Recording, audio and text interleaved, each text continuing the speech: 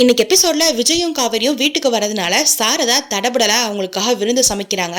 இதை பார்த்து கங்கா கலாய்ச்சிட்டு இருக்காங்க அவங்க அம்மாவை.